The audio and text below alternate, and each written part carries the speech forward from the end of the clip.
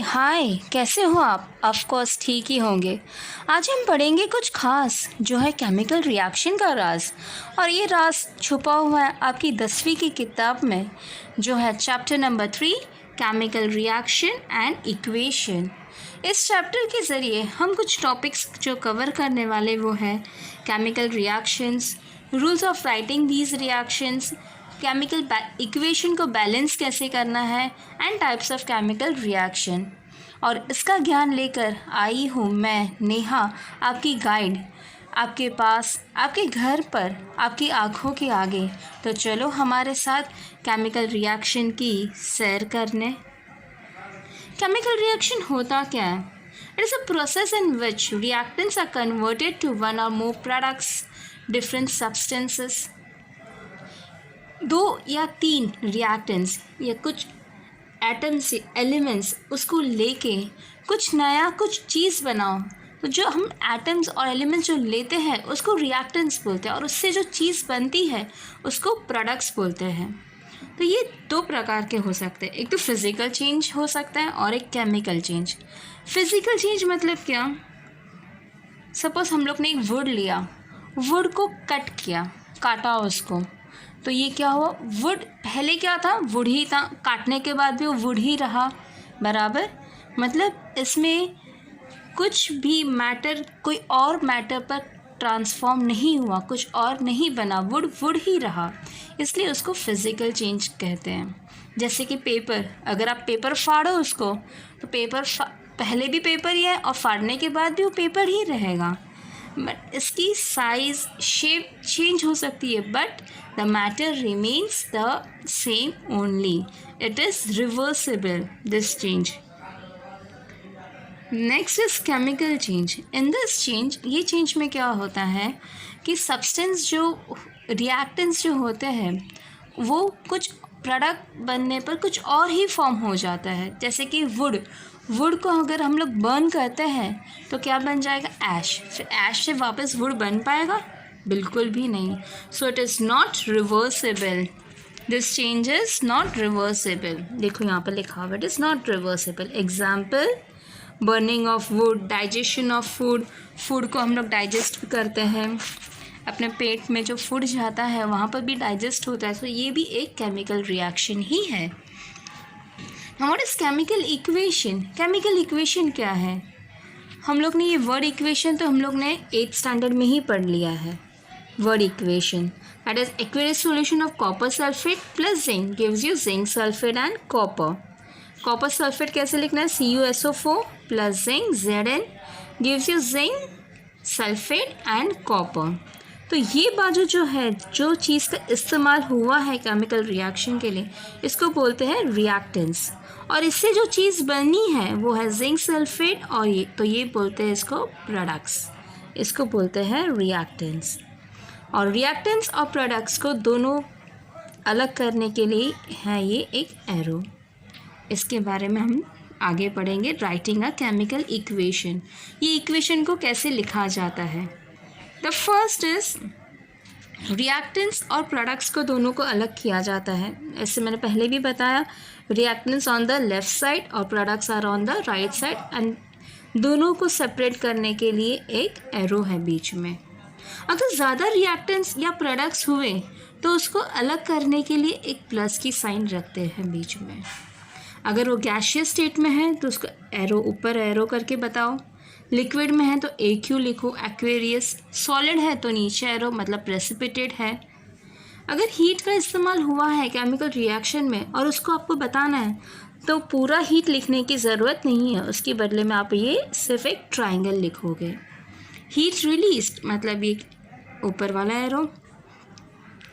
Need to fulfil certain conditions, कोई conditions भी इसकी फुलफिल, जैसे कि हम लोग ने कैटलिस्ट का इस्तेमाल किया है या नहीं, कोई प्रेशर स्पेसिफिक टेम्परेचर का इस्तेमाल किया है या नहीं, ये सारी चीज़ों का इन्फॉर्मेशन भी लिखना ज़रूरी है जब आप केमिकल इक्वेशन लिखते हो। फिर आता है डाइल्यूट या कॉन्सेंट्रेटेड, दोनों में से आपने किस चीज़ का इस्तेमाल किया है इसके लिए। डाइल्यूट एसिड यूज़ किया है या कॉन्सेंट्रेटेड, ये चीज़ का इन्फॉर्मेशन होना भी बहुत ज़रूरी है। So these are the writing a chemical equation. Now steps in balancing, इसको बैलेंस कैसे करना है? सबसे पहले राइट द केमिकल इक्वेशन, चार पॉइंट्स है। पहले केमिकल इक्वेशन को लिखो, जो क्वेश्चन में है वही लिखो। फिर कंपेयर द एटम्स, जो एटम्स यहाँ लेफ्ट साइड पे है वही एटम्स उतने ही नंबर के राइट साइड में भी होने चाहिए। Start with the maximum number of atoms and then write the final balance equation. इसको हम एक एग्जाम्पल के थ्रू हम आपको बता रहे हैं यहाँ पर इसको बैलेंस कैसे करना है। NaOH plus H2SO4 gives you Na2SO4 plus H2O. Now, what is NaOH? NaOH क्या है? Sodium hydroxide plus sulphuric acid gives you sodium sulphate plus water. Now, यहाँ पर Na कितना है हम देखेंगे तो Na मतलब सोडियम एक है, पर यहाँ पर 2 Na है, तो यहाँ पर इसको 2 करना है, तो यहाँ पर एक लिखेंगे 2 बराबर। फिर ऑक्सीजन पर जाते हैं। ऑक्सीजन यहाँ पर कितने हो गए? 2 हो गए, और यहाँ पर 4, मतलब ये 6 ऑक्सीजन हुआ। तो यहाँ पर कितने हुए ऑक्सीजन? 4 और 1, तो ये 5 ही हुए। मतलब हम लोग को ऑक्सीजन को बैलेंस करना पड़ेगा। ऑक्सीजन पर जाने से पहले हम लोग हाइड्रोजन को ले लें एक बार। हाइड्रोजन कितना है? यहाँ पर 2 है, और यहाँ पर 2 मतलब 4। यहाँ पर कितना है? यहाँ पर 1, 2 ही है, तो इसको 4 करने के लिए हम लोग यहाँ पर 2 लिखेंगे, तो ये 4 हो गया, राइट। फिर वापस अभी ऑक्सीजन पर जाए। अभी ऑक्सीजन कितना है यहाँ पर? ये ऑक्सीजन यहाँ पर 2 है, और यहाँ पर 4 मतलब 6 हुआ। यहाँ पर 4 और यहाँ पर भी 6, ये हो गया, ऑटोमेटिकली बैलेंस हो गया। फिर जाते हैं सल्फ़र पर। सल्फ़र यहाँ पर कितना? 1 ही है, और यहाँ पर भी 1 ही है। चलो, तो मतलब अपना इक्वेशन बैलेंस हो गया। तो फाइनल इक्वेशन हम लोग कैसे लिखेंगे? यहाँ पर 2 डाल के और यहाँ पर भी 2 डाल के, तो ये बन गया अपना final equation, that is reactants is equal to product. यहाँ पर जितने भी एटम्स हैं और यहाँ पर एटम दोनों इक्वल हो गए हैं। तो ये बात समझ में आई आपको? Right, these are the steps in balancing the chemical equation. आगे जाते हैं टाइप्स ऑफ केमिकल रिएक्शंस। ये केमिकल रिएक्शंस 4 टाइप के होते हैं, which depends on the reactants and products. उसके नेचर पर वो डिपेंड करता है। तो पहला है कॉम्बिनेशन रिएक्शन। कॉम्बिनेशन रिएक्शन में क्या है? When 2 or more reactants combine to form a single product। इसमें 2 रिएक्टेंट्स ये कंबाइन होके एक सिंगल प्रोडक्ट बनता है, जैसे कि मैग्नीशियम और ऑक्साइड, ये दोनों मिला के हमें मिलेगा मैग्नीशियम ऑक्साइड। तो इसे बोलते हैं कॉम्बिनेशन रिएक्शन। फिर जाते हैं डिकम्पोजिशन रिएक्शन। डिकम्पोजिशन क्या है? Decomposition reaction in which 2 or more products are form, 2 or मोर, इससे भी ज़्यादा प्रोडक्ट्स फॉर्म हो सकते हैं फ्रॉम अ सिंगल रिएक्टेंट। ये रिएक्टेंट सिर्फ एक ही है, जैसे कि यहाँ पर वाटर है, वाटर से क्या मिला? Hydrogen and oxygen. वाटर को जब इलेक्ट्रोलाइसिस करते हैं तो हमें हाइड्रोजन और ऑक्सीजन, ये 2 चीज़ें हमें मिलती हैं, isn't it? So this is called as decomposition reaction. Then comes a displacement reaction. Displacement reaction क्या है? जैसे कि यहाँ पर लिखा AB + C, तो यहाँ पर जो लेस रिएक्टिव एटम्स है इन अ कंपाउंड, उसकी जगह मोर रिएक्टिव एलिमेंट का लिया जाता है, जैसे कि AB + C, तो A और C मिलके B को अकेला छोड़ देते हैं। जैसे कि यहाँ पर है कॉपर सल्फेट और जिंक, तो जिंक जाके कॉपर सल्फेट को मिलेगा, जिंक जाके सल्फेट को मिलेगा, तो हमें मिलेगा जिंक सल्फेट और कॉपर अकेला रह जाएगा। इसे बोलते हैं displacement reaction. Double displacement reaction, the ions of the reactants are exchange. यहाँ पर क्या होता है? आयंस एक्सचेंज होते हैं। जैसे कि यहाँ पर AB + CD लिखा है, तो A जाके किसको मिलेगा? B को, और B जाके C को मिलेगा, तब जाके ये क्या बनेगा? इसको क्या बोलेंगे? Right, double displacement reaction. जैसे कि है बेरियम क्लोराइड और कॉपर सल्फेट, ये बेरियम सल्फेट जाएगा और copper chloride, barium sulphate and copper chloride. तो यहाँ पर क्या हुआ? डबल डिस्प्लेसमेंट, यहाँ पर ये यहाँ पर चला गया और ये यहाँ पर। सो दोनों ने क्या किया, इंटरचेंज किया, एक्सचेंज किया अपने पार्टनर्स को, इसलिए इसको बोलेंगे double displacement reaction. All the 4 reactions are comfortable now, समझ में आया? पहले था कॉम्बिनेशन, फिर डिकम्पोजिशन, फिर डिस्प्लेसमेंट और अब डबल डिस्प्लेसमेंट रिएक्शन। अब आगे बढ़ते हैं। हमने 4 टाइप्स के केमिकल इक्वेशंस को पढ़ा। अभी हम आगे बढ़ के एंडोथर्मिक और एक्सोथर्मिक ये दोनों रिएक्शन पढ़ते हैं। अभी एंडोथर्मिक और एक्सोथर्मिक, एंडो मतलब क्या, हीट इज़ एब्जॉर्ब, इसमें हीट अंदर लिया जाता है, इसलिए उसको बोलते हैं एंडोथर्मिक। और एक्सोथर्मिक में क्या है, हीट इज़ गिवन आउट, देखो यहाँ हीट इज़ एब्जॉर्ब मतलब हीट को अंदर लेते हैं, और यहाँ पर हीट इज़ गिवन आउट मतलब इट्स गिव, जब केमिकल रिएक्शंस होते हैं तब हीट उसमें से बाहर निकलता है। फॉर एग्जांपल CaCO3 में हीट क्या हुआ, लिया गया है, इसलिए CaO that is calcium oxide और CO2 that is carbon dioxide, ये दोनों हमें मिला, इज़न्ट इट? कार्बन डाइऑक्साइड क्या मिले, गैस की तरह, तो हम लोग इसको एरो करके बता सकते हैं, बराबर ना। वैसे ही एक्सोथर्मिक रिएक्शन क्या है, हीट इज़ गिवन आउट, जैसे कि कैल्शियम ऑक्साइड के अंदर अगर थोड़ा सा पानी ऐड करें तो क्या मिलेगा हमें, कैल्शियम हाइड्रोक्साइड मिलेगा और हीट इज़ गिवन आउट। ये समझा आपको? एक्सोथर्मिक और एंडोथर्मिक, एंडोथर्मिक में क्या है, हीट इज़ एब्जॉर्ब, एक्सो में heat is given out in the reaction. जैसे कि मेल्टिंग ऑफ आइस, आइस जब पिघलती है तब उसमें क्या होता है, आजू बाजू की सराउंडिंग से वो हीट एब्जॉर्ब करती है, इसलिए वो आइस क्या होती है, पिघलती है। वैसे ही फॉर्मेशन ऑफ आइस का ऑपोजिट है, that is heat is given out. Am I clear? आगे बढ़े। रेट ऑफ केमिकल रिएक्शन, ये केमिकल रिएक्शन जब होता है तब वो बहुत सारी चीज़ों पर डिपेंड करता है। There are many factors which affects this chemical reaction. जैसे ये रिएक्शन जल्दी जल्दी होता है या फिर कभी कभी बहुत ही स्लो टाइम, बहुत ही लॉन्ग पीरियड लगता है ये केमिकल रिएक्शन को होने के लिए। So what are the factors which affects this chemical reaction? The first is the nature of reactants, वो रिएक्टेंट्स कैसा है। जैसे कि हम लोग 2 रिएक्टेंट्स लेते हैं, एल्यूमिनियम और जिंक। ये दोनों को अगर हम लोग डाइल्यूट हाइड्रोक्लोरिक एसिड से मिलाते हैं, so you will see that aluminium ज़्यादा रिएक्टिव है जिंक से, एल्यूमिनियम जल्दी से रिएक्ट करेगा जिंक से। Again next, size of the particles, it also depends on the size of the particle. जैसे कि एक ग्लास लेते हैं, उसमें पानी भरते हैं और इसमें से थोड़ा सा शक्कर मिलाते हैं ये पानी में, धीरे धीरे छोटे छोटे छोटे छोटे शक्कर के टुकड़े, ये ज़्यादा करेगा। या फिर और एक ग्लास लेके उसमें भी पानी लेते हैं और इसमें शक्कर के बड़े बड़े टुकड़े डालते हैं, दोनों में से कौन सा जल्दी गल जाएगा? ऑफ कोर्स ये वाला, राइट? क्यों? क्योंकि इसमें size of the sugar is very small और इसमें size of the sugar is very high, so it depends on the size of the particles. The next is concentration of reactants. जैसे कि हम डाइल्यूट यूज़ कर रहे हो या hydrochloric concentrated acid use कर रहे हो, दोनों में से कौन सा एसिड यूज़ कर रहे हो जिससे वो फास्ट हो? अगर कॉन्सेंट्रेशन है तो ऑफकोर्स वो फास्ट होगा रिएक्शन। ये कॉन्सेंट्रेशन एसिड्स या कुछ होगा तो उसमें रिएक्शन बहुत जल्दी होता है, बहुत फास्ट होता है।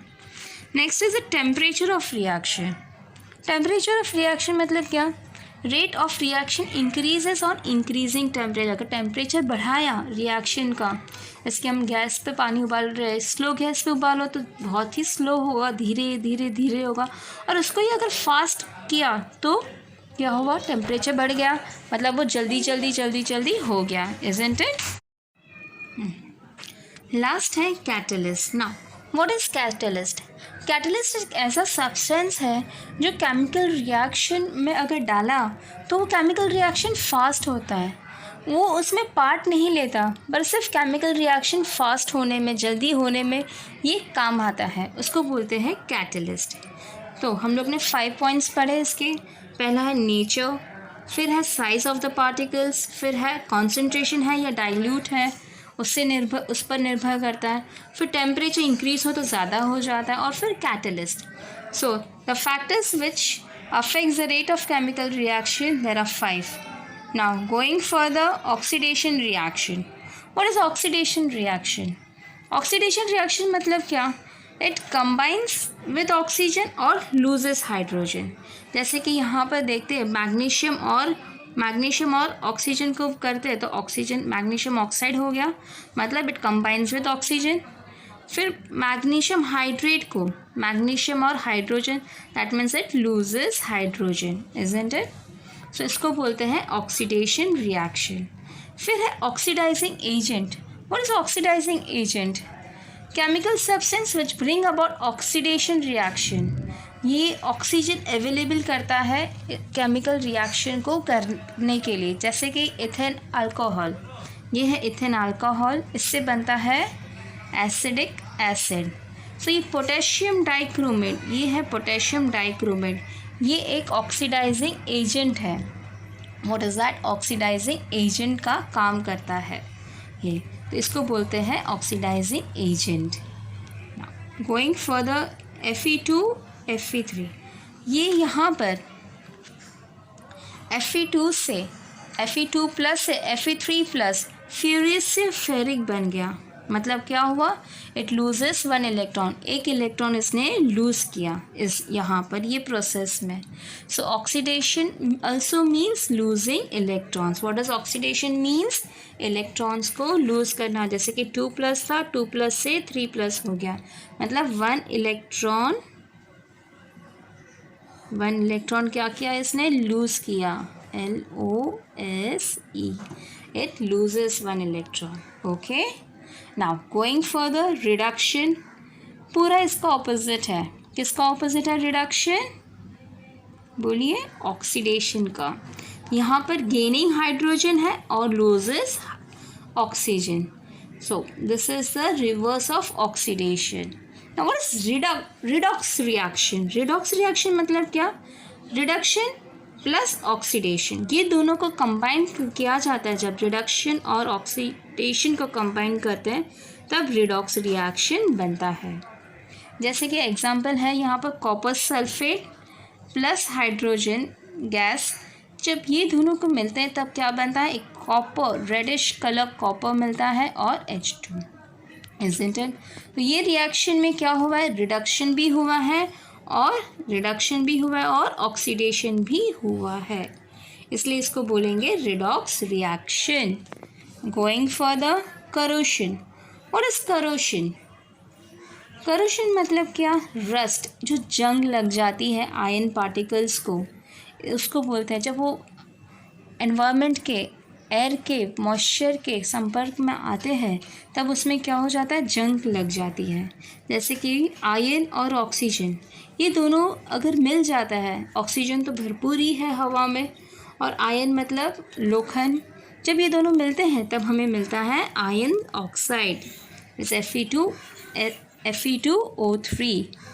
So it is a process in which metals are slowly eaten up by air, moisture और केमिकल्स. इसको बोलते हैं करोशन. इट इज़ ऑफकोर्स ये बहुत ही स्लो प्रोसेस है. एक ही दिन में ये जंग नहीं लगती है, बराबर बहुत ही टाइम, बहुत ही साल. आपके ग्रिल में भी, आपके घर में ग्रिल्स होंगे, उसमें भी आप देखते होंगे कि जंग लग गई है उसमें. तो क्यों ऐसे होता है? ये जंग को अवॉइड करने के लिए हम लोग क्या करते हैं? उसको डेली, डे टू डे या फिर थोड़े थोड़े समय पर उसको कलरिंग किया जाता है तो वो बच जाता है इससे. Now going further, rancidity. Rancidity मतलब क्या? जो मम्मी खाना पकाती है घर पे, तेल तला हुआ पूरी तलती है या कुछ है, तो उसको लास्ट में क्या होता है? वो बहुत ही, वो जो तेल जो बच जाता है उसमें, तो वो तेल बहुत ही गंदी स्मेल आती अगर उसको दूसरी बार यूज़ किया जाए तो. So that is left over cooking oil को दूसरी बार यूज़ नहीं करना चाहिए. So oil get aside for a long time, undergoes rancid oxidation और वो बन जाता है रेंसिड.